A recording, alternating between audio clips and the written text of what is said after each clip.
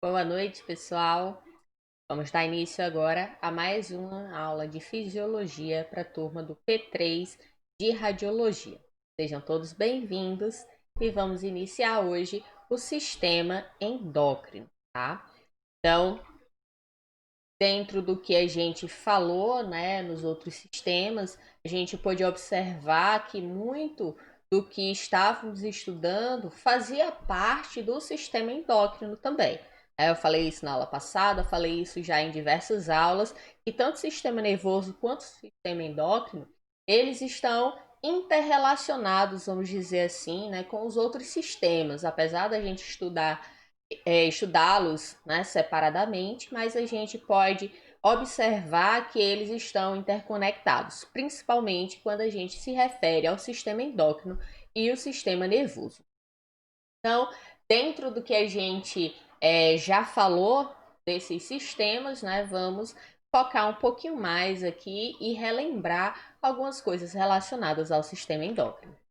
Então, sistema nervoso e as glândulas endócrinas, né, são dois principais mecanismos de comunicação e coordenação do corpo humano. Eles regulam quase todos os sistemas orgânicos. Embora o sistema nervoso e o sistema endócrino trabalhem intimamente associados, eles possuem várias diferenças que a gente vai poder ver um pouquinho mais, né, quando a gente estiver agora no sistema endócrino e posteriormente no sistema nervoso. Então, o sistema nervoso ele se comunica através de sistemas elétricos que a gente conhece como impulsos nervosos, que vão estar transmitindo a informação rapidamente e geralmente realizam efeitos de curta duração, né? São efeitos mais imediatos. Já o sistema endócrino, ao contrário, a comunicação se faz por sinais químicos, que são o que a gente chama de hormônios, que a gente já viu, né? Por exemplo, lá no sistema digestório, que alguns hormônios vão estar regulando ali, por exemplo, a produção de enzimas no estômago, a secreção da bile, né, pela vesícula biliar, entre outras coisas, como a liberação da insulina, do suco entérico, entre tantos outros fatores, né, que vão estar sendo liberados relacionados ao sistema digestório e a todos os outros sistemas. Então, o sistema endócrino responde mais lentamente e normalmente causa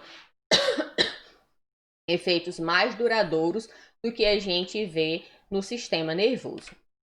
Então, o sistema endócrino propriamente dito, ele é formado por glândulas endócrinas, tá? Eles produzem hormônios e estão amplamente distribuídas pelo corpo. Então, a gente pode ver aqui na imagem ao lado, né, estruturas que estão relacionadas com o sistema endócrino, como por exemplo, o hipotálamo, a hipófise, a paratireoide e tireoide, as glândulas suprarrenais, pâncreas e relacionado ao sistema reprodutor, no caso da mulher, os ovários e, no caso dos homens, os testículos, que a gente também bem viu o quanto que existe influência hormonal, né, relacionadas o sistema reprodutor, principalmente em nós mulheres, desde o momento, né, da questão do ciclo menstrual, quando não há concepção, onde a mulher realmente vai menstruar, até também quando a gente tem a concepção, né, onde a gente vai ter uma mudança hormonal para se manter aquele concepto viável, né, para que não seja expulso, para diminuir ali, para que não haja contração uterina, para que não tenha aborto. Posteriormente, que haja contração para que possa haver o nascimento, né, hormônios relacionados às glândulas mamárias para a produção de leite. Então a gente vê que os hormônios, né, principalmente no nosso corpo de mulher, né, de nós mulheres, relacionadas ao sistema reprodutor, é bastante complexo, né? E nós somos muito influenciadas, né, pelos nossos hormônios. Então, essas são glândulas sem ductos, né, onde elas vão estar secretando hormônios diretamente no interior dos capilares, né, que vão estar relacionados à corrente sanguínea. O sistema endócrino produz seus efeitos por meio da secreção de hormônios e os hormônios vão ser os mensageiros químicos que vão influenciar ou controlar as atividades de outros tecidos ou órgãos, como a gente, né, já bem falou. Diferente do sistema nervoso, como a gente tinha dito anteriormente, que vai mandar ali a sua informação por impulsos elétricos, né? Aqui nós temos estímulos químicos, que são os hormônios no sistema endócrino. A maioria dos hormônios é transportada pelo sangue e outras partes do corpo, exercendo efeitos muitas vezes em tecidos mais distantes. Então a gente tem a influência hormonal sendo executada próxima onde ela está sendo secretada, produzida, e existem aquelas ações que são dispersadas na corrente sanguínea, bem distante de onde ela foi produzida. E aí, diante dessa introdução aqui, eu vou passar alguns vídeos, tá, de um professor que ele vai explicar e exemplificar melhor para vocês algumas dessas funções do sistema endócrino. E aí, ao final, a gente faz um breve resumo do sistema endócrino, dos hormônios, das ações, onde são produzidos e assim por diante, tá bom?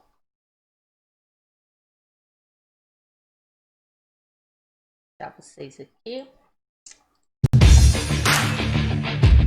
Então, o professor Álvaro Oliveira vai falar para vocês. Essa é a nossa aula introdutória sobre o sistema endócrino e suas relações com o exercício. Nela, iremos discutir a estrutura básica do sistema endócrino, seus mecanismos de regulação, de forma a proporcionar bases para a discussão subsequente de diferentes sistemas hormonais e o exercício. Vamos a ela!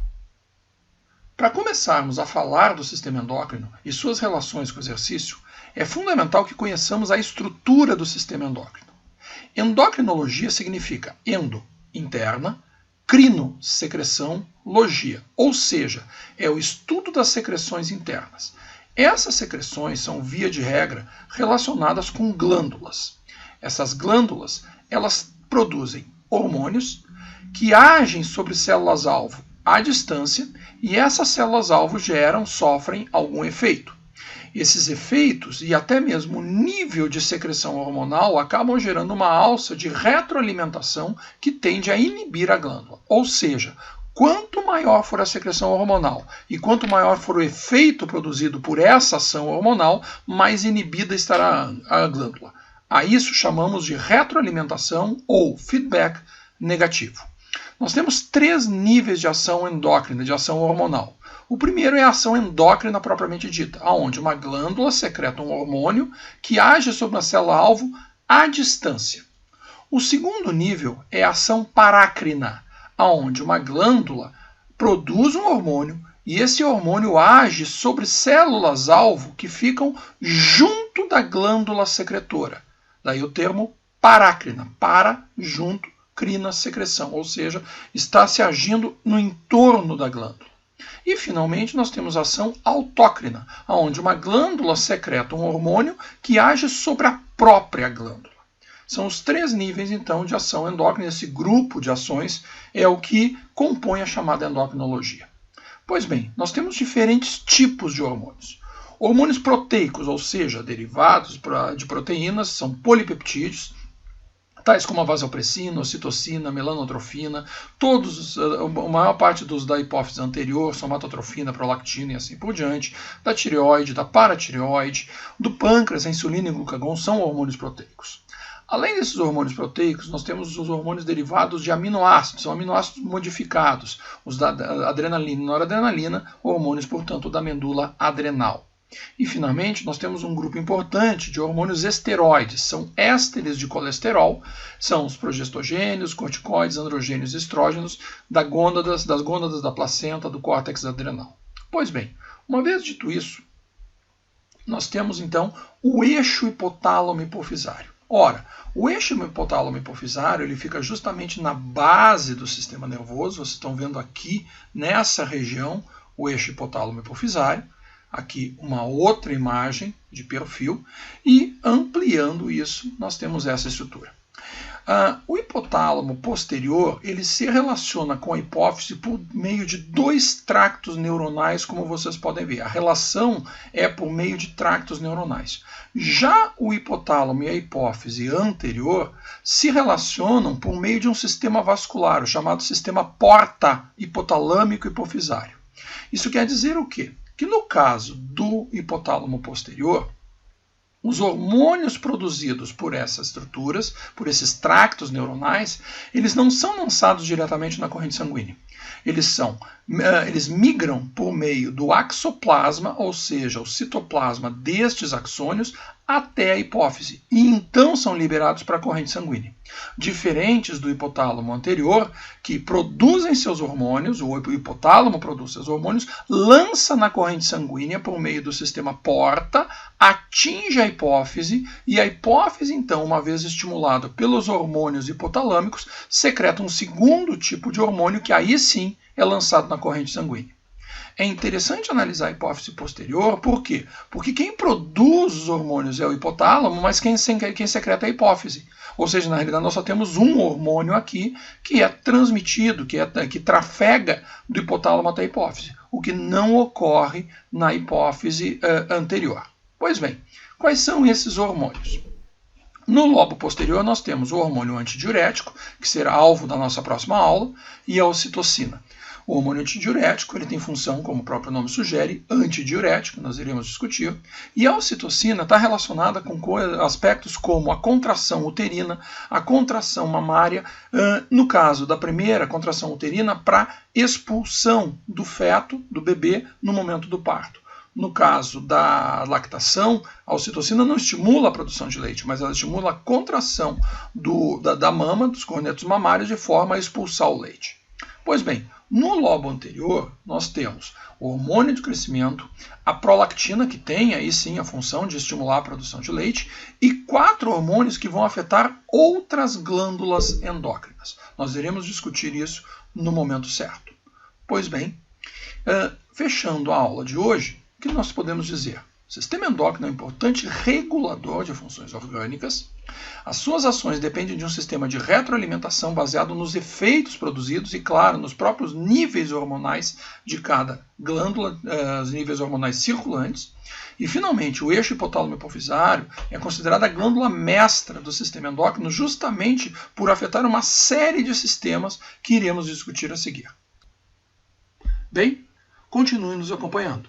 Nas próximas aulas, iremos discutir glândula a glândula a estrutura do sistema endócrino e suas relações com o exercício e com o treinamento físico quando apropriado. Até breve!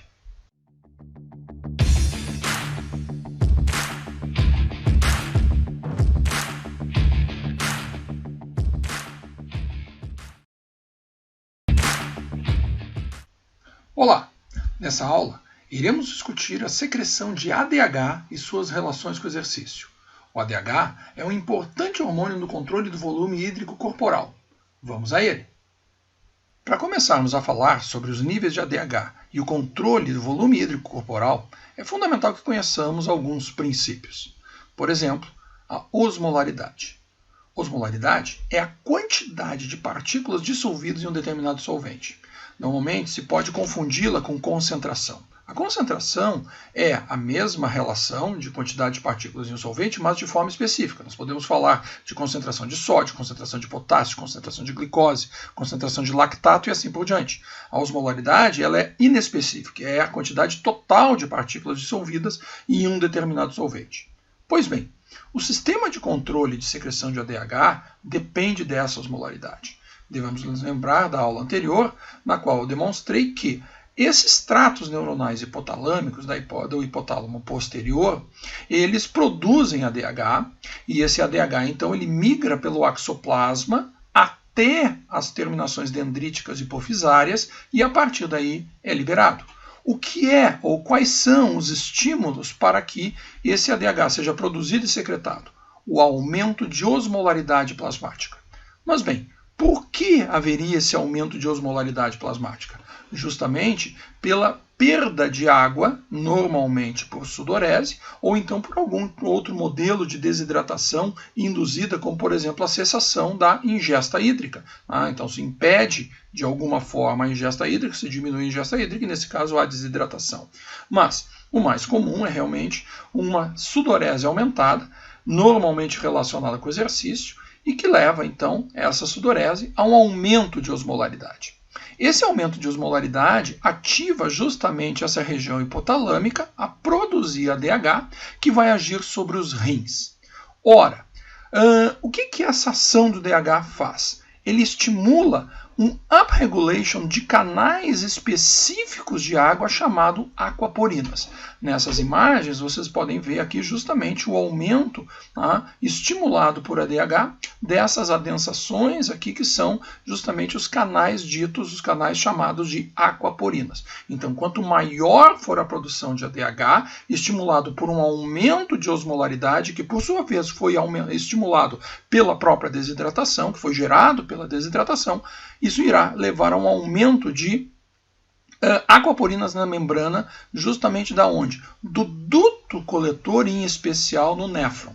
Ora, uma vez que o néfron esteja produzindo urina, a partir do processo de filtração glomerular e dos próprios processos envolvidos no túbulo contorcido proximal, no túbulo contorcido distal, na alça de Henle, é produzida então uma urina, num primeiro momento, hipotônica. A partir da ação do ADH, eu tenho então o aumento desses canais, dessas aquaporinas, que vão extrair água dessa urina hipotônica, aumentando então a concentração da urina, extraindo água e devolvendo essa água para a corrente sanguínea. Ou seja, é um sistema que visa aumentar a retenção de água corporal. A lógica é simples. Por que se iria perder mais água por diurese se já estamos perdendo uma grande quantidade de água por sudorese? Pois bem, essa é a ação do ADH. Mas, qual é a relação desse ADH, por exemplo, com intensidade de trabalho? Pois bem, esse trabalho de Perrot, da década de 90, mostra isso. Notem que o ADH não aumenta muito em cargas de trabalho baixa, de 50, 100, 150 watts, mas a partir daí eu tenho um aumento muito importante da secreção de ADH. Certo? Isso tem relação, portanto, com a intensidade de exercício, mas fundamentalmente com o processo de desidratação provocado. Pois bem, o mesmo Perrot, estudando justamente essas relações de intensidade e duração de exercício, avaliou o efeito de um exercício realizado a cerca de 67% do consumo máximo de oxigênio por 90 minutos. Notem que o ADH aumenta continuamente ao longo do exercício. Por que isso ocorre? Simples, porque ele não é responsivo meramente à intensidade de exercício. Ele é responsivo ao processo de desidratação. Ele é responsivo ao aumento de osmolaridade, que por sua vez é decorrente da desidratação. Ora, à medida que passa o tempo, nós nos tornamos cada vez mais desidratados e, portanto, ativamos cada vez mais a secreção de ADH, estimulando, repetindo, as aquaporinas e estimulando a reabsorção de água pelo túbulo coletor em especial. O resultado disso é que durante o exercício nós temos uma bárbara diminuição da produção de urina, justamente pelo aumento de ADH que nós podemos ver aqui. Bem, quando se fala desse tipo de aspecto, desse tipo de fenômeno, é muito comum se discutir também as questões de reidratação. E uma pergunta que com uma certa frequência, até muitas vezes sob tom de piada, surge é: eu posso usar, por exemplo, cerveja como um agente de reidratação? A resposta é simples: não. Não há nenhuma possibilidade de uma bebida que contenha álcool funcionar como agente de reidratação, por mais sedutora que essa possibilidade possa parecer para muitos, inclusive para mim. Ora, o problema é que o álcool ele bloqueia, ele inibe o eixo hipotálamo-hipofisário e ele inibe, portanto, a produção de ADH. Qual é o resultado? Ao invés de termos uma ação de conservação de água e, portanto, de reidratação, nós temos uma ação diurética, porque nós bloqueamos um hormônio antidiurético. todo mundo conhece, ou pelo menos parte de nós conhece, o efeito diurético de bebidas com álcool, em especial da cerveja.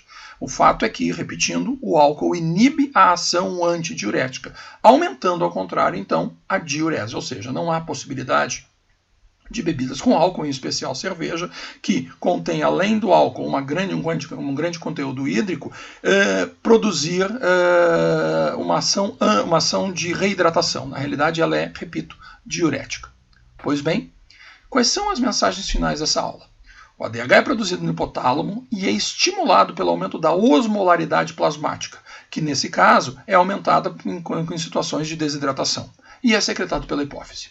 Esse ADH aumenta as aquaporinas, principalmente no túbulo coletor renal. Finalmente, o exercício aumenta a osmolaridade plasmática e, portanto, aumenta a secreção de DH. Talvez uma quarta mensagem que eu deveria inserir aqui é que não há possibilidade de álcool servir como agente de reidratação. Bem, essa foi a nossa aula de hoje. Sigam acompanhando o nosso canal. Até breve!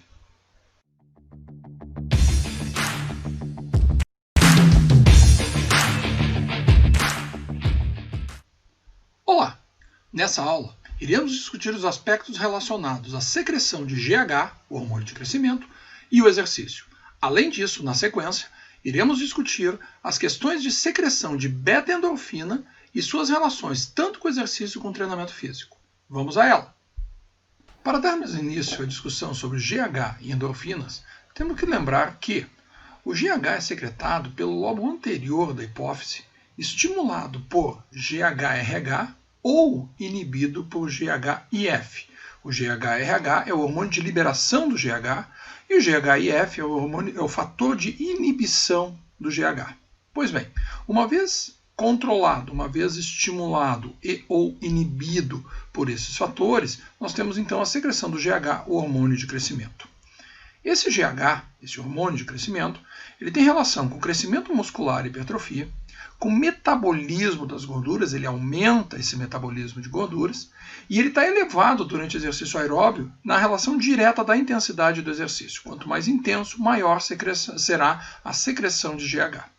Pois bem, alterações nas secreções de GH levam a quadro de gigantismo. Possivelmente o mais famoso seja o Sr. Robert Wadlow, que viveu entre 1918 e 1940.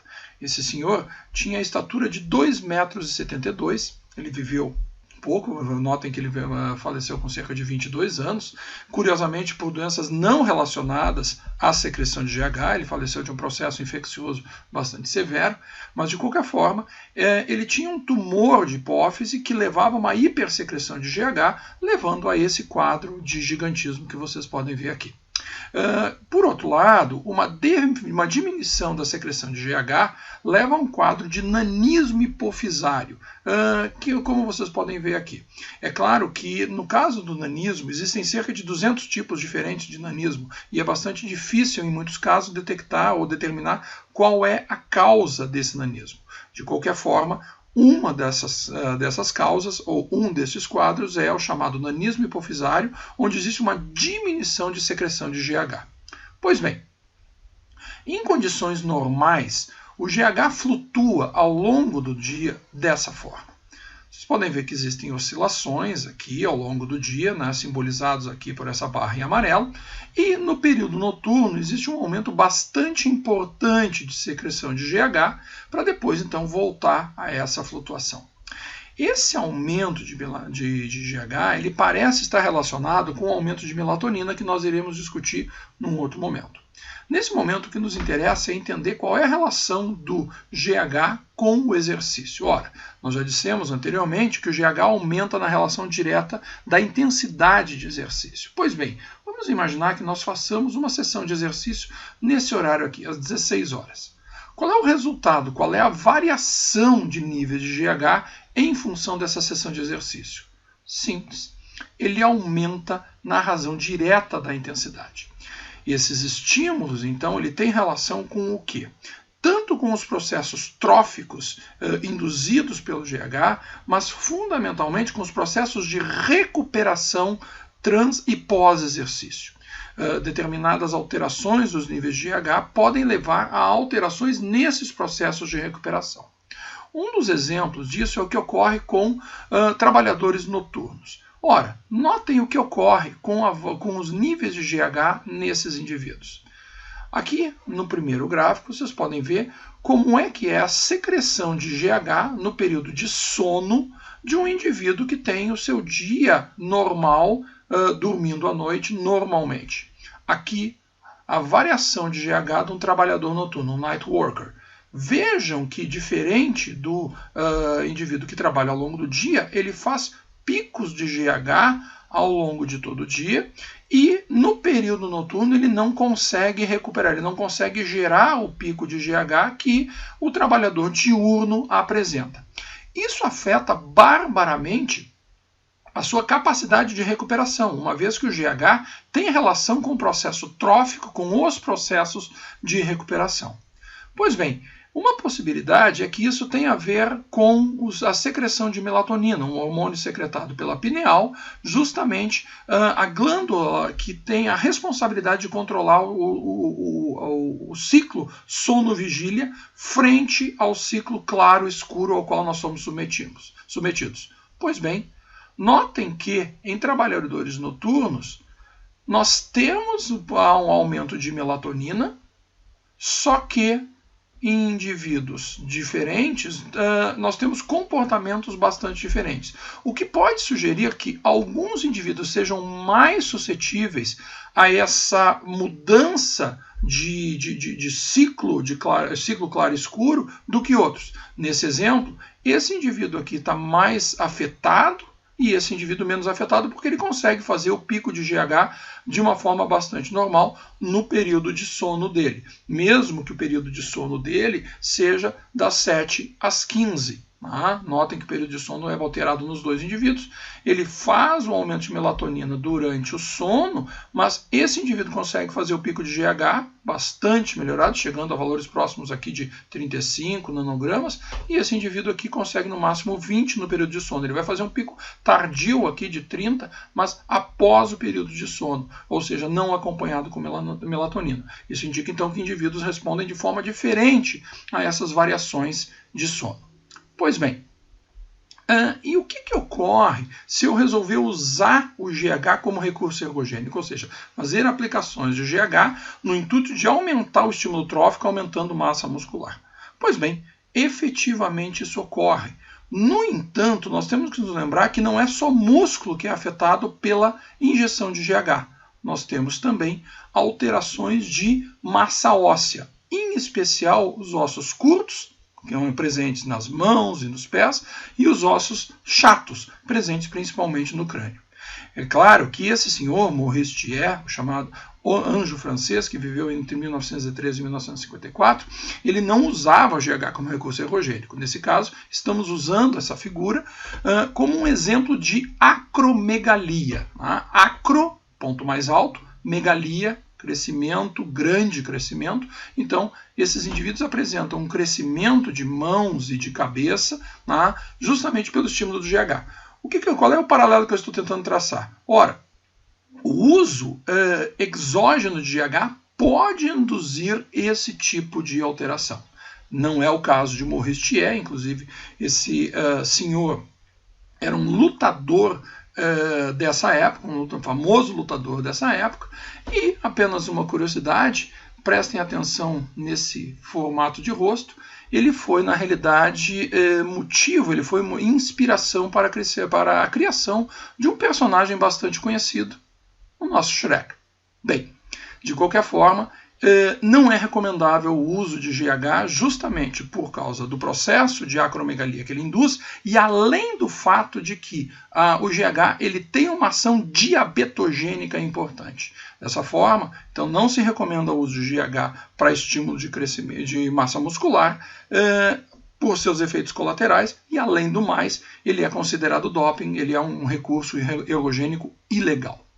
Pois bem, como é que ficamos, então, a respeito dos opioides, um segundo tipo de hormônio secretado também pelo sistema nervoso, pelo eixo hipotálamo hipofisário e também pelo sistema cortical? Pois bem, os opioides são moléculas que têm uma estrutura molecular semelhante à do ópio, que é produzido pela flor mostrada anteriormente, por esse cálice da papoula, que é a Papaver somniferum, e essa seiva que é produzida por cortes, por perfurações realizadas no cálice da planta, secreta essa seiva que é, na realidade, o ópio na forma bruta. Pois bem, esses opioides, eles têm diferentes níveis, diferentes classes, né? A partir do ópio são produzidos diferentes opioides, né? E esses opioides têm diferentes efeitos. Os mais famosos são a heroína, a morfina e a codeína. Todos eles produzem analgesia, sonolência e euforia, mas em diferentes graus. Aquele que produz mais euforia é a heroína, que produz um pouquinho de analgesia e praticamente nada de sonolência.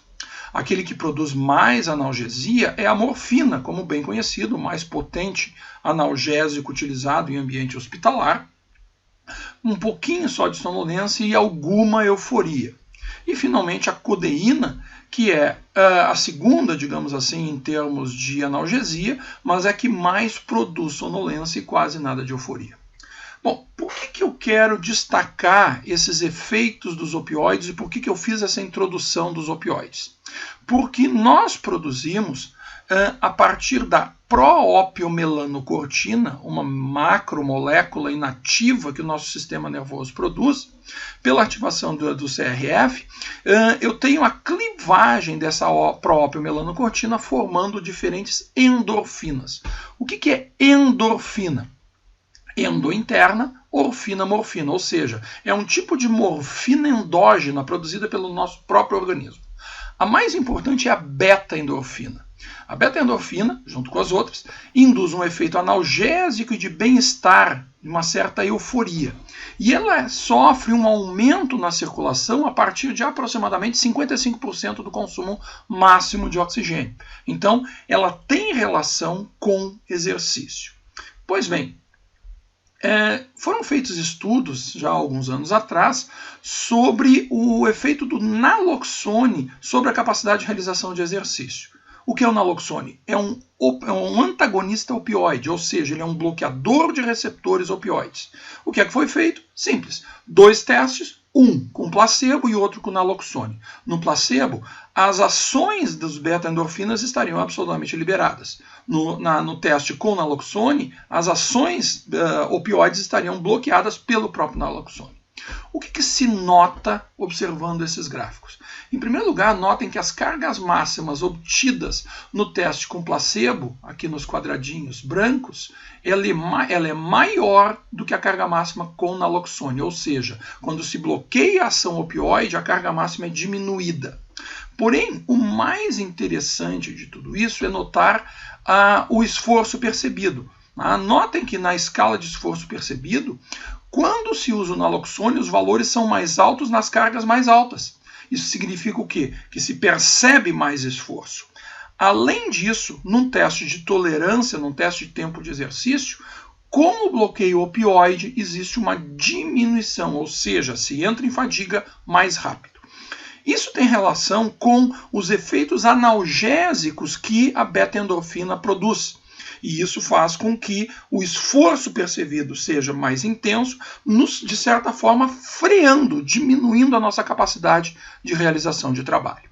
Pois bem, um outro aspecto importante relacionado com a beta-endorfina é o athlete's high, ou seja, existe, em função do exercício, uma elevação de beta-endorfina que produz uma sensação de bem-estar, uma sensação até de euforia. Isso tem relação com essa beta-endorfina. Isso é tão impressionante, isso é tão interessante, que alguns atletas chegam a tatuar a molécula de beta-endorfina nos seus corpos, justamente de tão entusiasmados, de certa forma, que eles ficam com esse efeito. Realmente, esse efeito é um efeito importante e é um efeito que faz com que muitos indivíduos se tornem adictos ao exercício. Ou seja, eles desenvolvem uma certa dependência química de beta-endorfina. Nessa figura, o que podemos ver são as diferenças de secreção de beta-endorfina entre indivíduos treinados e destreinados. Notem que indivíduos treinados produzem, frente a cada intensidade de trabalho, em especial as mais altas, níveis mais baixos de beta-endorfina. Talvez essa seja uma justificativa para a sua necessidade de treinamento na relação com a dependência de beta-endorfina. Ou seja, eles precisam cada vez mais de treinamento para sentir aquele athlete's high que nós descrevemos anteriormente. O fato é que, independente das razões, os níveis em intensidades mais altas são mais baixos em termos de secreção de endorfina em indivíduos treinados do que em indivíduos destreinados. Pois bem, quais são as mensagens finais da nossa aula? Ora, em primeiro lugar, o GH ele afeta tanto o crescimento quanto o metabolismo corporal. Além disso, o GH tem o seu pico durante o período de sono profundo e ele aumenta durante o exercício na razão direta da intensidade. Quanto às endorfinas, essas endorfinas elas geram efeitos de sensação de bem-estar e analgesia que estão relacionados ao exercício. Finalmente, o exercício crônico, ou seja, repetidas sessões de exercício de treinamento ao longo do tempo, pode gerar um quadro de dependência química de endorfina, necessitando a partir daí que se treine todos os dias. Se tal não ocorre, pode-se induzir um fenômeno de um quadro de síndrome de abstinência. Bem, isso é o que tínhamos para hoje. Continuem acompanhando o nosso canal. Até mais! Olá! Nessa aula, iremos discutir as relações entre a tireoide, os seus hormônios e o exercício. Vamos a ela! Para começarmos a falar da tireoide, é importante que conheçamos a sua estrutura. Ora, a tireoide é uma glândula de cerca de 15 a 25 gramas que fica localizado abraçada à traqueia. Essa glândula tem um formato de H e aqui nós temos a vista anterior. À vista posterior, nós podemos identificar esses 4 pontos que representam a paratireoide. Pois bem, essa glândula ela é regulada pelo eixo hipotálamo, hipófise e tireoide. Nesse caso, o hipotálamo produz o TRH, que é o hormônio de liberação da tireotrofina. Uma vez lançado no sistema porta hipotálamo hipofisário, esse sistema vascular conduz o TRH até a hipófise, onde existe o estímulo para a produção de TSH, o hormônio estimulante da tireoide. Esse hormônio estimulante da tireoide, evidentemente, é lançado na corrente sanguínea e vai estimular na tireoide a produção, então, de T3 e T4. Bem, esses hormônios eles têm relação íntima com a taxa metabólica. Eles aumentam a síntese proteica, eles aumentam o número de mitocôndrias, promovem a captação de glicose, aumentam glicólise e glicogênese e aumentam a disponibilidade de ácidos graxos livres para oxidação. Eles podem aumentar a taxa metabólica em até 100%. Ora, para sua produção é necessário a captação pela tireoide de iodo, no caso, grupamento iodeto. No caso da T3 ou triodotironina, 3 grupamentos de iodeto são incorporados à molécula. No caso de T4 ou tetraiodotironina, 4 grupamentos de iodeto. Apesar do nome T4, tetraiodotironina, estar correto, normalmente esse hormônio é simplesmente conhecido por tiroxina. Pois bem, no caso de uma deficiência nutricional de iodo, o que existe é o desenvolvimento de uma doença chamada bócio. Nesse caso, existe, pela deficiência de iodo, um aumento da atividade da glândula tireoide e a hipertrofia desta glândula, surgindo então essa condição.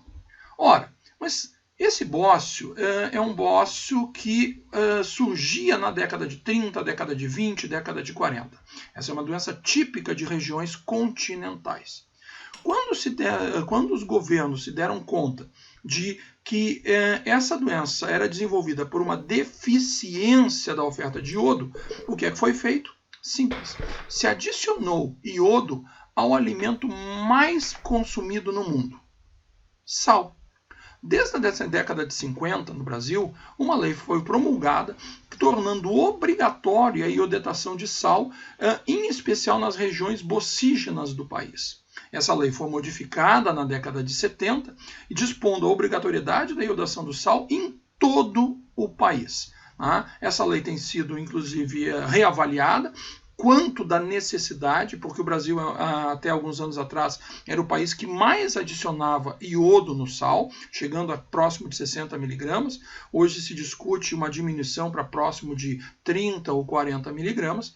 Então, de qualquer forma, a oferta de iodo suprida pelo sal, e hoje nós encontramos em qualquer supermercado o sal iodado, ela simplesmente extinguiu o bócio no nosso país. Pois bem, uma doença relacionada com a tireoide é o hipotireoidismo. Essa doença é de relativamente fácil tratamento porque simplesmente se administra por meio de comprimidos os hormônios da tireoide. Então aqui vocês veem uma pessoa com hipotireoidismo e já tratada, já normotireóidica, por meio de hormônios da tireoide. Vejam a condição que aparece aqui.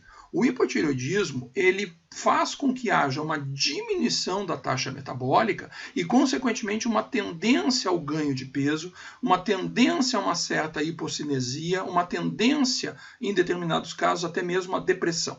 Pois bem, por outro lado, o hipertireoidismo leva a um aumento de taxa metabólica, a perda de peso, hipertensão, com aumento de frequência cardíaca, aumento de sudorese e, em casos mais extremos, exoftalmia, que é essa condição onde o globo ocular é, pela pressão ocular, de certa forma, projetado para fora. Então, esse nome disso é exoftalmia, são quadros severos de hipertireoidismo.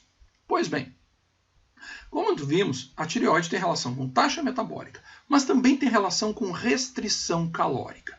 Ora, se nós compararmos o que acontece com um urso no norte do Canadá ou mesmo nos Estados Unidos, no verão nós temos esse animal com vasta oferta calórica. No entanto, o que acontece no inverno é que existe uma brutal diminuição da oferta calórica em função do inverno, em função das temperaturas muito baixas, do congelamento de rios, córregos, os animais com os quais ele poderia se alimentar fogem e se escondem para tocas. E esse animal, o que ele sofre nesse período? Pois bem, uma diminuição de hormônios da tireoide. Notem que no período de franca alimentação, os hormônios estão bastante elevados. No período de redução da alimentação, existe uma diminuição desses hormônios e eles permanecem baixos durante o período de hibernação para só depois eles voltarem a subir. Ou seja, a restrição calórica ela gera uma diminuição de atividade metabólica e isso é mediado por hormônios da tireoide. Pois bem, o mesmo acontece em humanos. Notem que, após o início de uma dieta ao longo do tempo, com restrição calórica, o que existe? Uma perda inicial de peso, mas após cerca de 6 meses, essa perda é praticamente anulada. Se torna muito difícil que se continue perdendo peso após aproximadamente 6 meses. Por que isso ocorre? Justamente por uma retirada de hormônios da tireoide que vão levar a uma diminuição da taxa metabólica basal, mais no grupo com restrição calórica do que no grupo controle, como vocês podem ver aqui, e isso diminui barbaramente o gasto energético. Ou seja, nós temos o mesmo mecanismo de defesa que os animais hibernantes, que, por exemplo, um urso canadense, um urso negro norte-americano. Nós, biologicamente, nos adaptamos a essa diminuição de oferta calórica, nos protegendo e diminuindo a atividade metabólica. Bem, mas e o exercício? Pois bem, o exercício ele aumenta os níveis de T4, aumenta os níveis de TSH numa relação com intensidade de trabalho. Quanto maior a intensidade, maior os níveis de TSH, maior é o nível também de T4. O T3 ele aumenta até 70, porém ele diminui a 90% do consumo máximo, da frequência cardíaca máxima, mas o fato é que esses hormônios estão aumentados em exercício. Isso pode agir como um mecanismo, de certa forma, de contrabalançar a diminuição de taxa metabólica que a restrição calórica produz. Ou seja, nós iniciamos um processo de dieta na intenção de perder peso, Perdemos peso inicialmente, só que por uma adaptação metabólica, em especial da tireoide, essa perda de peso ela estagna, ela, digamos assim, diminui o seu processo. Nós podemos retomar esse processo com a inserção de exercício a uma frequência razoável. Ou seja, o que se defende é a conjugação dos dois esforços, a diminuição de ingesta calórica por meio de dieta e o exercício periódico, de forma a manter a taxa metabólica aumentada, manter os níveis de T3 e T4 aumentados, TSH também, ao longo do tempo. Pois bem, quais são as mensagens finais dessa aula? A glândula tireoide ela regula a taxa metabólica aumentando glicólise e lipólise. A restrição calórica ela produz atenuação da resposta dos hormônios tireoideus. No entanto, essa restrição ela pode ser compensada pelo exercício regular. Isso ocorre fundamentalmente porque o exercício provoca um aumento, que é intensidade dependente, de T3 e T4. Pois bem, espero que tenham gostado. Continuem acompanhando o nosso canal. Até a nossa próxima aula. Olá! Na aula de hoje, iremos discutir a glândula suprarrenal, também conhecida como glândula adrenal. Iremos discutir a sua divisão em córtex e medula e os seus hormônios, cortisol, aldosterona, adrenalina, noradrenalina, e suas relações com o exercício. Vamos a ela! Para começarmos a falar sobre o sistema suprarrenal, é fundamental que conheçamos as glândulas. Na realidade, temos duas suprarrenais, uma sobre cada rim. Ora, cada uma dessas glândulas tem cerca de 4 a 5 gramas. São glândulas bastante pequenas, mas que podem ser subdivididas em duas regiões funcionais, que são o córtex e a medula. O córtex da suprarrenal é essa região mais periférica e a medula da suprarrenal é essa região mais central. Pois bem, a medula da suprarrenal ela pode ser considerada um gânglio modificado. Mas como assim? Ora, o sistema neurovegetativo, dividido em simpático e parasimpático, é formado por um sistema de inervação pré-ganglionar. Então aqui nós temos gânglios, como se pode ver, e esses gânglios dão origem, então, a fibras que inervam uma série de órgãos.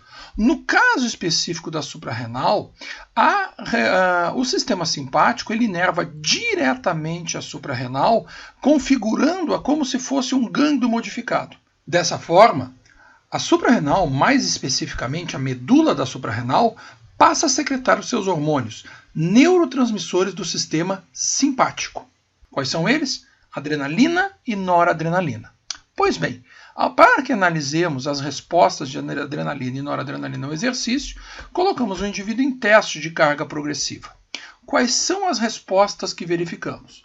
Notem que a adrenalina ela pouco aumenta principalmente nas cargas mais altas, e a noradrenalina responde fortemente ao exercício. Pois bem, essa é uma das características. A noradrenalina é um dos neurohormônios que responde diretamente a exercício, a estresse físico. Já a adrenalina responde fundamentalmente a estresse psíquico. Então, o que temos aqui é a resposta da noradrenalina e a resposta da adrenalina. Notem que a resposta da noradrenalina ela lembra uma curva que nós já estudamos, apresentando inclusive 2 pontos de quebra. Pois bem, ela lembra a curva de lactato. Na realidade, ela não lembra, ela se sobrepõe à curva de lactato. E por que isso? Porque a adrenalina e a noradrenalina, ou seja, as catecolaminas em conjunto, elas ativam a glicólise. E ao ativar a glicólise, elas ativam a formação de lactato. Ou seja, existe uma relação de causa-efeito. No momento em que se aumenta a noradrenalina na circulação, nós temos uma ativação da glicólise e que, por sua vez, gera um aumento na formação de lactato. Bem, alguém poderia perguntar, mas então é perfeitamente possível que eu utilize a curva de catecolaminas ao invés da curva de lactato para determinação de intensidade de trabalho? Sem dúvida nenhuma, é perfeitamente possível. No entanto, o custo de operação, o custo de mensuração de catecolaminas é substancialmente mais alto do que o de lactato. É por isso que se prefere o uso de lactato nos laboratórios em torno do mundo. Pois bem, e se nós dosássemos as catecolaminas basais de um grupo de indivíduos e submetêssemos esses indivíduos a treinamento? O que nós veríamos seria um efeito desse tipo. uma diminuição progressiva dos níveis de catecolaminas basais ao longo do tempo de treinamento. Ou seja, há uma retirada simpática à medida que se treina. Isso irá gerar, ao longo do tempo, uma série de modificações, como, por exemplo, diminuição da frequência cardíaca, diminuição da taxa de sudorese, aumento de motilidade gastrointestinal. Por que essas respostas, entre outras? Porque o sistema neurovegetativo, em especial o sistema simpático, ele controla a frequência cardíaca, ele controla a taxa de sudorese, ele controla a motilidade gastrointestinal. Ora, no momento em que, com o treinamento, eu diminuo os níveis de catecolaminas, evidentemente essas respostas surgirão. Pois bem, essas são as respostas da medula da suprarrenal. Quando a gente fala de córtex da suprarrenal, a gente fala de corticoides. Um dos mais importantes é um glicocorticoide, o cortisol. O cortisol ele tem uma ação proteolítica e anti-inflamatória extremamente importantes. Ele é conhecido como hormônio do estresse. Pois bem, um dos efeitos de estresse ao qual o cortisol responde, ou um dos tipos de estresse ao qual o cortisol responde, é o estresse mental. Notem isso. Com esse estresse mental, existe um brutal aumento, em especial em homens, dos níveis de cortisol, mas também em mulheres. Já em exercício, na realidade, parece que não responde, e no exercício com refeição, existe um aumento, em especial em mulheres. Mas, alguém poderia estar perguntando, mas por que em exercício aqui parece que ele não aumenta? Na realidade, a intensidade de exercício que foi aplicada nesse estudo é bastante baixa, sem provocar, portanto, resposta de cortisol. Mas, quando se fala de estresse mental, notem o aumento que se verifica aqui. Pois bem, isso é resposta de estresse mental. E o exercício? Pois bem, notem que o cortisol aumenta fundamentalmente nas intensidades mais elevadas, 60% e 80% do consumo máximo de oxigênio. Então, nesses casos aqui, principalmente no pós-exercício, a resposta do cortisol ela não é imediata, ela tem um certo atraso, um certo delay, e irá aumentar, então, a 60% e 80% do consumo máximo de oxigênio. Vejam que a 40% ele praticamente não aumenta, que é o que deve ter acontecido no estudo anterior, já que a intensidade não foi suficiente para gerar aumento de cortisol. Então, existe sim um aumento de cortisol.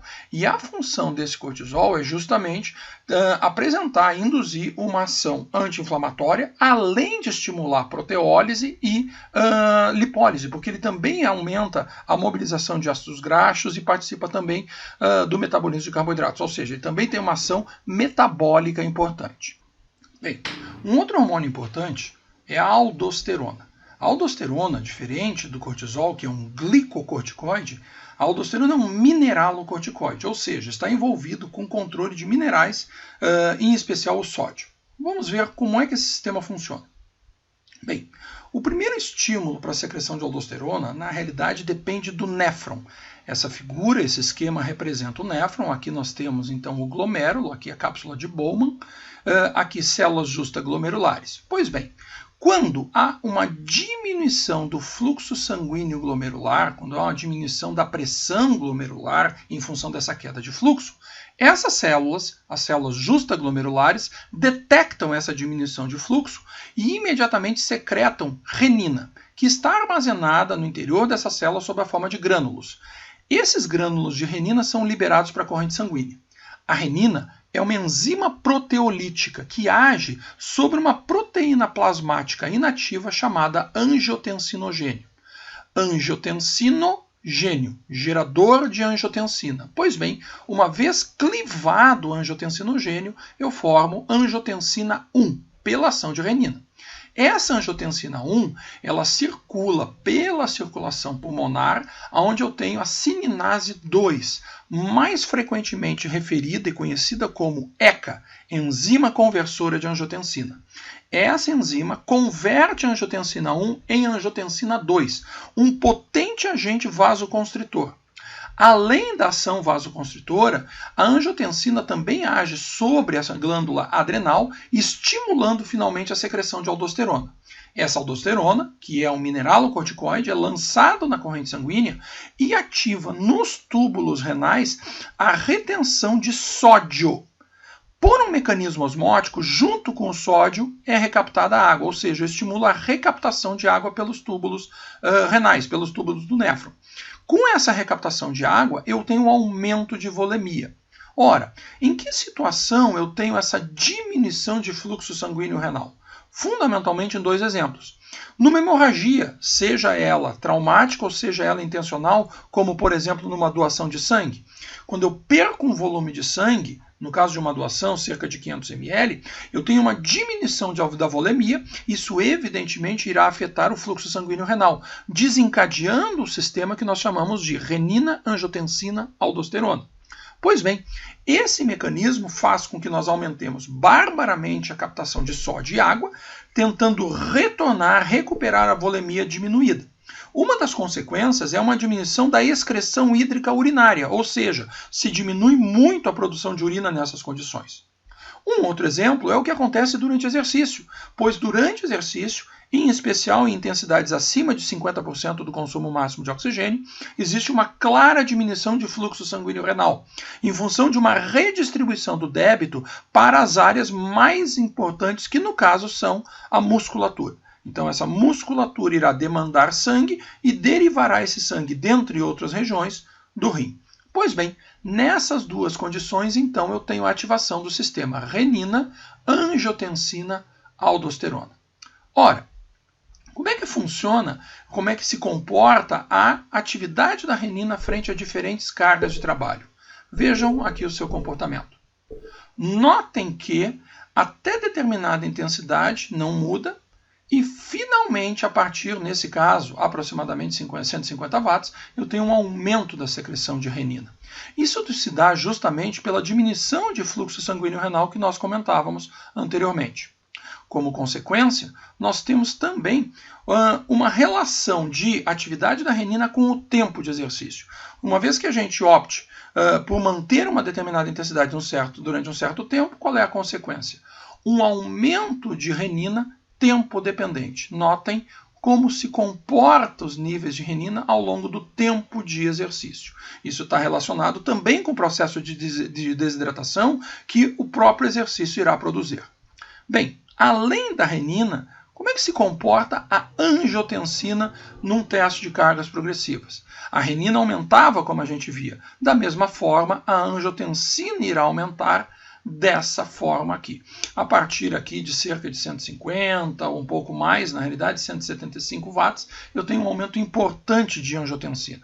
Mas qual é a relação entre a angiotensina e a renina? Vejam como se comporta a angiotensina frente à variação de renina induzida pelo exercício. O que nós temos? Esse comportamento aqui. Notem que até mais ou menos 1,2 nanogramas de angiotensina 1 por hora por ml, não há variação de angiotensina 2. Ou seja, isso quer dizer que eu preciso aumentar a renina num certo nível para só então ter o aumento de angiotensina. Mas a partir mais ou menos aqui de 1,2, 1,3, o nível de angiotensina aumenta. Por quê? Porque a renina ativa a quebra do angiotensinogênio, formando angiotensina 1, angiotensina 2 e, consequentemente, aumentando. Este é o sistema que nós estamos descrevendo. Então, eu tenho o sistema renina, angiotensina, aldosterona, que é ativado por variação do fluxo sanguíneo renal. Pois bem, quais são as mensagens finais da nossa aula? Em primeiro lugar, a suprarrenal ela é dividida em córtex e medula, cada um com seus hormônios. A adrenalina e a noradrenalina, que são hormônios medulares, são neurotransmissores do sistema simpático e também ativam a glicólise. Então, além de controle do sistema simpático, elas também vão ativar o sistema metabólico e isso, por sua vez, tem relação direta com a intensidade de exercício, mas também com o treinamento físico. O cortisol, por sua vez, é um glicocorticoide que está relacionado ao estresse, tanto mental quanto físico, e aumenta de acordo com a intensidade e a duração do exercício. Finalmente, o sistema renina-angiotensina-aldosterona ele é ativado pela intensidade e pela duração do exercício, em função da redistribuição do débito cardíaco, em função de uma diminuição, portanto, de fluxo sanguíneo renal. Bem, essa foi a nossa aula sobre suprarrenal. Continue acompanhando nosso canal. Até mais! Então, gente, visto aí o que o professor falou, aí vamos dar continuidade a mais hormônios, né? Desde a localização até o tipo de hormônio produzido, quais são os alvos primários e os efeitos colaterais, né, de cada um desses hormônios. Algumas das coisas, né, que foram faladas aí no vídeo, como eu já tinha falado antes, a gente já havia discutido quando nós, né, estávamos falando sobre os sistemas, a exemplo aqui, né, desse fator da renin-angiotensina, que a gente tinha falado lá quando estávamos falando sobre o sistema urinário, tá bom? Então, vamos adentrar um pouquinho aqui, né, sobre alguns tipos de hormônios que a gente tem. Então, a glândula pineal, a gente vai ter nela a produção da melatonina. O seu alvo primário vai ser o encéfalo e outros tecidos, e como efeito colateral a gente tem a influência nos ritmos circadianos, na função imunitária e efeito antioxidante. Então, para quem não sabe o que são efeitos circadianos, né, até um dos vídeos foi falado sobre a influência, né, da melatonina, onde a gente tem a relação dela com o sono, né, por exemplo. Então, o ritmo circadiano é o ritmo biológico ou biorritmo da gente, tá, gente? Tá, pessoal? Cada pessoa ela vai ter um biorritmo, né? Seria aquele horário onde a pessoa acorda, aquele horário onde a pessoa sente mais sono, né? Aquele horário onde a pessoa ela é mais produtiva, mais animada para fazer as coisas, e isso vai variar de pessoa para pessoa. Tem gente que, como exemplo, né, vou citar a minha pessoa, para mim acordar logo cedinho e fazer as coisas, eu não tenho problema algum, né? Então, no momento que eu acordo, eu já estou disposta para fazer as coisas. Já tem pessoas que não. Pela manhã, elas vão estar ali, né, fracas, sonolentas, com preguiça, porque elas são pessoas muitas vezes que são noturnas, né, que ficam até não sei que horas da noite acordada, produzindo, trabalhando, fazendo seja lá o que for, né, mas que pela manhã elas não têm esse ritmo, vamos dizer assim, mais ativo. Então, como eu falei, cada pessoa isso é individual, né? Cada pessoa ela vai ter o seu biorritmo, e aí, no caso, a melatonina vai estar ajudando, né, nos ritmos circadianos individuais de cada um. Lógico que a questão de estimulações sobre os efeitos, né, noturno e diurno, isso aí vão ter influência de outros, né, hormônios, como por exemplo a gente viu o GH, que é o hormônio do crescimento, que foi citado em uma das aulas aí pelo professor. Então a gente precisa ter consciência do que a gente tem que fazer para manter a nossa vida saudável. Muitos dos exemplos citados foi a questão do exercício físico, o quanto que o exercício ele vai estar ajudando ali a nos mantermos saudáveis, né, e manter nossas taxas ali equilibradas para que a gente tenha uma vida com mais saúde.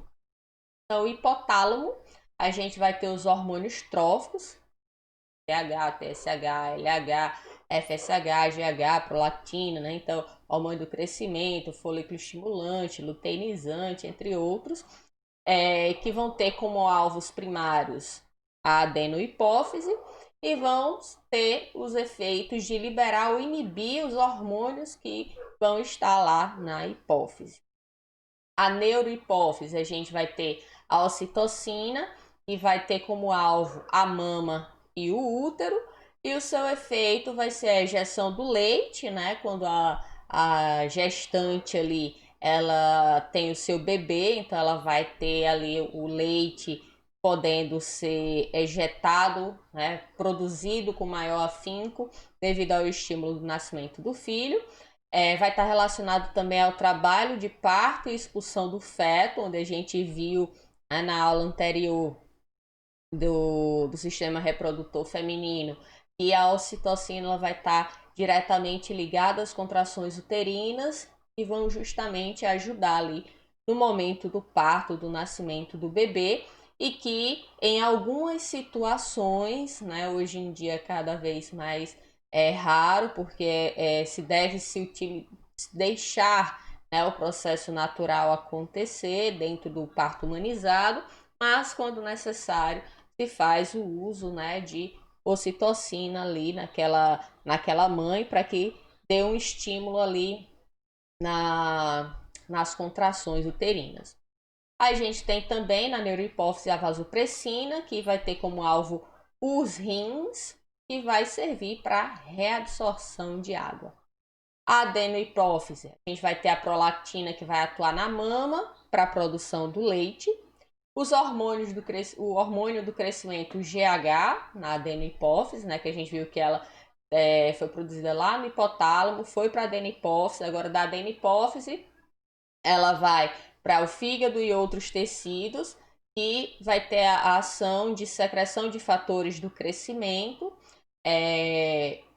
Nós humanos, né, nós temos o nosso crescimento natural, vai estar sofrendo essa influência do hormônio do crescimento mais acelerado desde o momento do nascimento até a pré-adolescência, né? Mas em média ali até os 15 anos de idade, onde a gente atinge nossa altura máxima.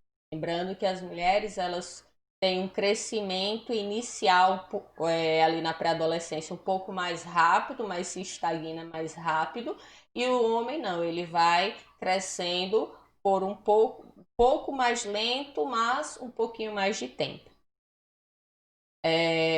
A corticotrofina, o ACTH, vai ter como alvo o córtex da suprarrenal. A gente viu que tem a medula e o córtex, então o córtex seria a região mais superficial, a glândula suprarrenal. O efeito seria a liberação de cortisol, né, que está relacionado ao estresse, e vai ajudar na redução de inflamações no sistema imune e níveis de açúcar no nosso corpo. Por isso que é tão importante a gente ter cuidado, né, com a nossa alimentação, com o sedentarismo, né, para quem é sedentário. Por quê? Porque isso acaba nos deixando aprisionados, né, a algumas situações que podem nos levar a estresse, que vão prejudicar a nossa saúde através, né, de efeito dos hormônios que podem ficar ali em excesso, sendo produzidos por determinadas situações. A tireotrofina vai ter como alvo a glândula tireoide, né? Ter efeito na síntese, na produção de hormônios T3 e T4. O hormônio folículo estimulante, o FSH, assim como o hormônio luteinizante, o LH, os dois vão ter como alvo as gônadas. No caso do FSH, a produção na mulher de estrógeno e no homem do espermatozoide, e o hormônio luteinizante na mulher a progesterona e no homem a produção de testosterona. A tireoide, a gente vai ter, né, os hormônios T3 e T4, trihidrotironina e a tiroxina. Alvos vão ser diversos tecidos e tem como efeito, né, o metabolismo, crescimento e desenvolvimento.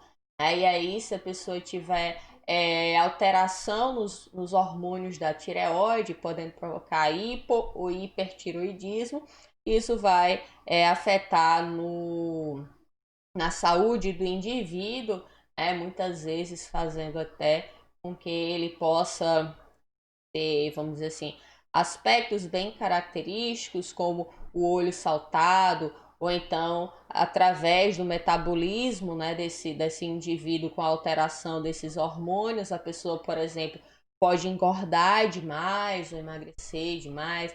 Então é sempre necessário fazer um check-up com o endocrinologista para ver se está tudo ok. Então a tireoide também vai ter liberação da calcitonina, né, que terá como alvo os ossos, e aí o seu efeito vai ser a diminuição da concentração de cálcio nos ossos. O que pode ser nocivo, né, principalmente em pessoas mais idosas, pela questão da descalcificação. A paratireoide vai ter o hormônio da paratireoide, o PTH, tem como alvos ossos e rins e vai aumentar a concentração de cálcio, né? Então a calcitonina diminui e o hormônio da paratireoide aumenta a concentração de cálcio.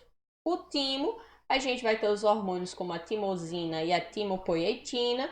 Como alvos primários, a gente vai ter os linfócitos, né, onde a gente tem a relação com o sistema imunológico, e o efeito vai ser justamente no desenvolvimento dos linfócitos, nas células de defesa, as quais vão ajudar ali o nosso sistema imunológico a combater possíveis infecções, né, e micro-organismos. No coração, a gente vai ter os hormônios peptídeo atrial natriurético, que vai ter como alvo o rim, e seu efeito aumentando a secreção de sódio, onde a gente já tinha visto quando tivemos a aula do sistema circulatório, onde esse aumento da excreção de sódio que vai ser realizado pelos rins, né, vai ajudar na influência ali da frequência cardíaca. O fígado, a gente vai ter o hormônio angiotensinogênio, como alvo vai ser o córtex da suprarrenal e vasos sanguíneos, e vai ter como efeito a secreção do ADH, da aldosterona, o aumento da pressão sanguínea, e também vai estar relacionado com o crescimento. No estômago e intestino, a gente vai ter hormônios como gastrina, colecistoquinina, secretina e outros que a gente já viu que vão estar relacionados ao processo digestório, onde a gente vai poder estar controlando ou inibindo produção, excreção ou paralisação, né, de enzimas que vão estar ali ajudando na produção desses hormônios. A gente tem também desses hormônios, né, como alvo o trato gastrointestinal e o pâncreas, né? No trato gastrointestinal está incluso aí estômago, intestino, né, e é incluso o pâncreas. E o efeito colateral, o auxílio na digestão e absorção de nutrientes, onde a gente, através das enzimas que vão ser liberadas pela ação e estímulo dos hormônios, vão ajudar no processo digestório, permitindo aí, né, a digestão e a absorção de nutrientes.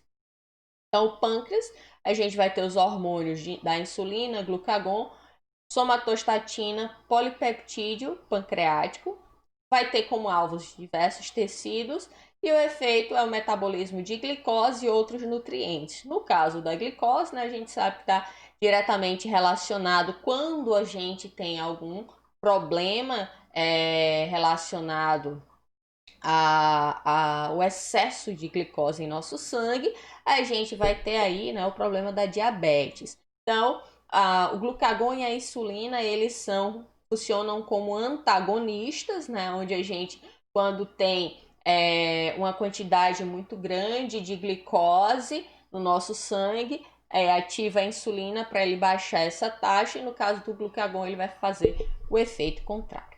Então, o córtex da suprarrenal, a gente tem hormônios como aldosterona, cortisol e androgênios. No caso da aldosterona, vai ter como alvo os rins, que vão ajudar a ter o efeito na homeostase de sódio e potássio, né? Lembrando, a homeostasia seria tentar manter o equilíbrio, né, entre esses dois íons dentro da célula. O cortisol tem ação em muitos tecidos e vai ser uma resposta direta ao estresse. E os androgênios também, muitos tecidos, e vai estar relacionado ao apetite sexual feminino, né? Então, a nossa libido, podemos dizer assim, vai estar sendo influenciada, né, pela ação dos hormônios androgênios. Os rins, A gente vai ter a eritropoietina, que vai ter como alvo a medula óssea para a produção de eritrócitos, né? Então, células vermelhas do nosso corpo, onde estaremos tendo a produção, né, das nossas hemácias, que vão estar ajudando ali no transporte de oxigênio, vai ter relação com ferro, entre outras coisas que a gente tem no nosso sangue, funções que a gente tem no nosso sangue. Então, na pele, sim, ainda nos rins, a gente tem o calciferol, que vai ter ação no intestino, serve para aumento da absorção de cálcio. A pele, a gente vai ter a vitamina D, né, no caso aqui a D3, como alvo, forma intermediária do hormônio, que como efeito a gente vai ter o precursor de calciferol, né, que vai ajudar na absorção de cálcio. Por isso, né, que é tão importante a gente, entre outras ações que a vitamina D tem, né, mas é tão importante a gente ter o estímulo, né, como a gente costuma falar, do banho de sol, né, para que a gente possa converter aí através desse estímulo solar, né, na nossa pele, a conversão aí do hormônio da vitamina D3, né, para ter aí a absorção melhor do cálcio pelo estímulo do calciferol que foi estimulado pela vitamina D. Então, com o aumento da absorção de cálcio, a gente diminui os efeitos, né, degenerativos da senescência. Então, quando a pessoa vai envelhecendo, então começam os processos naturais de diminuição óssea. Então, se você possui esse estímulo, esse hábito de tomar um banho de sol, lógico que não é uma exposição de exposição solar de 2 horas, onde você vai ficar de meio-dia até 2 horas da tarde. Lógico que a gente não está falando isso. Mas, por exemplo, 10 minutos ao meio-dia já é suficiente para você manter os níveis, né, de vitamina D em equilíbrio no seu corpo. A gente vive num país tropical, né? O Brasil ele tem praticamente todo ano, principalmente aqui na nossa região, a região Nordeste, a gente tem praticamente o ano todo de sol. Então, não deveria haver, né, aqui no nosso país e muito menos aqui no Nordeste, pessoas com deficiência de vitamina D. Mas, por incrível que pareça, existe uma taxa muito grande de pessoas que possuem uma deficiência nessa vitamina e precisa estar tomando suplementação para poder estar mantendo a sua saúde. Os testículos, a gente vai ter o hormônio androgênio, vai ter ação em muitos tecidos, vai ter como efeito a produção de espermatozoides e características sexuais secundárias do homem, tá? Como a gente já viu, a questão do pelo, a voz mais grossa, musculatura, por aí vai. Já a inibina, ela vai ter alvo a adenohipófise e vai inibir a secreção do hormônio folículo estimulante. Os ovários, a gente vai ter os hormônios estrogênio e progesterona agindo em muitos tecidos, vão ter a função, o efeito da produção do ovócito e de características sexuais secundárias, né, da mulher. Como, por exemplo, o crescimento das mamas, o alargamento dos quadris, certo? A inibina, a gente vai ter a adenohipófise, tendo efeito na inibição da secreção do hormônio folículo estimulante também. Já a relaxina, que aí vai estar envolvida apenas durante a gestação, como alvo vai ser o músculo uterino e o efeito vai ser o de relaxante muscular, né, para evitar que tenha contrações no momento certo, né? O tecido adiposo, a gente vai ter como hormônios a leptina, a adipolectina e a resistina, que vão ter como alvos o hipotálamo e outros tecidos, tendo como efeitos a ingestão alimentar, metabolismo e reprodução. Então, o tecido adiposo também vão ter hormônios, e aí cuidado, né, para não ficar rendido, preso, né, a ação hormonal no sentido de não conseguir controlar, né, certos impulsos e aí querer se alimentar só com alimentação com alto teor de gordura, né, com baixo nível nutricional, tá bom? Na placenta, no caso, né, especificamente para mulheres grávidas, a gente vai ter o estrogênio e progesterona agindo em muitos tecidos para o desenvolvimento fetal e materno, no caso, o desenvolvimento fetal, né, todo o desenvolvimento daquele bebezinho, e materno, onde as modificações, né, do corpo da mulher vão estar acontecendo durante aí os 9 meses de gestação. A somatotropina coriônica também agindo em muitos tecidos, a gente vai ter relacionado ao metabolismo da mulher, e a gonadotrofina coriônica, a gente vai ter o alvo corpo lúteo, que vai ter como efeito colateral, né, a secreção de hormônios, e aí a secreção desses hormônios vão estar ajudando ali, né, no desenvolvimento, em algumas ações, né, no corpo da mulher para poder manter a gestação, certo? Então, gente, espero que tenham gostado da aula de hoje. Qualquer dúvida podem perguntar, tá? Deixem aí nos comentários as dúvidas que, na medida possível, eu vou estar tentando esclarecer para vocês. Então, tenham todos uma excelente noite e até a aula de amanhã. Tchau, tchau, gente. O Simon aí se despede de vocês, tá bom? Tchau, tchau. Tenham um bom descanso e até amanhã.